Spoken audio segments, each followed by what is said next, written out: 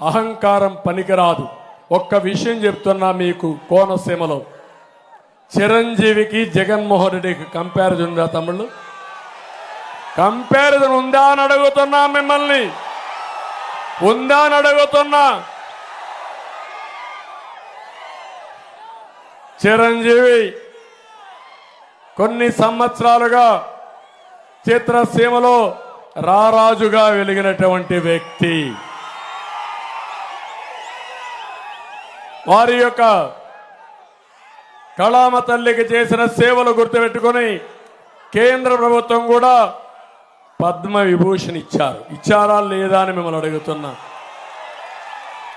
అదే మరిగా Rajamouli one of the best director. ఆయన సినిమాలు తీశాడు, బాహుబలి ఇవన్నీ, త్రిపుల్ కూడా మన తీశాడు. ఆయనకు కూడా పద్మభూషణ్ ఇచ్చారు. అలాంటి మహామహుల్ని, సినిమా హీరోల్ని పిలిపించి ఇంటి దగ్గర అవమానం చేసిన విధానం ఒక్కసారి మీరు గుర్తుపెట్టుకోవాలి. నేను 14 సంవత్సరాల ముఖ్యమంత్రిగా ఉన్నా, ఏ నటుడు కూడా నేను అవమానం చేయలా. నటుల్ని గౌరవించిన సంస్కారం మాది.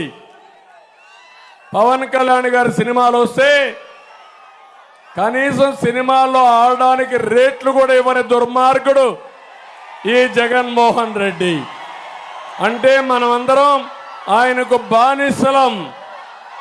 బానిసలు కాబట్టి ఆయనకు ఊడిగం చేస్తే మన సినిమాకు రేట్ ఇస్తాడు. వీళ్ళ అబ్బా సొత్తు, వీళ్ళ నాయన సొత్తు అనుకున్నాడు. అలాంటిది చిరంజీవి గారిని, సినిమా ఇండస్ట్రీ మొత్తాన్ని అవమానం చేసిన వ్యక్తి, అహంకారైనటువంటి వ్యక్తి ఈ దుర్మార్గుడు. కానీ పవన్ కళ్యాణ్ గారిని నేను అభినందిస్తున్నా, బాలకృష్ణని అభినందిస్తున్నా.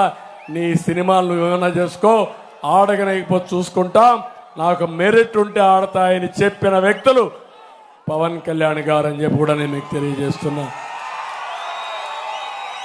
ఒక సంస్కారం ఉండాలి, కుసంస్కారం మంచిది కాదు. అందుకే మీరు ఆలోచించుకోవాలి.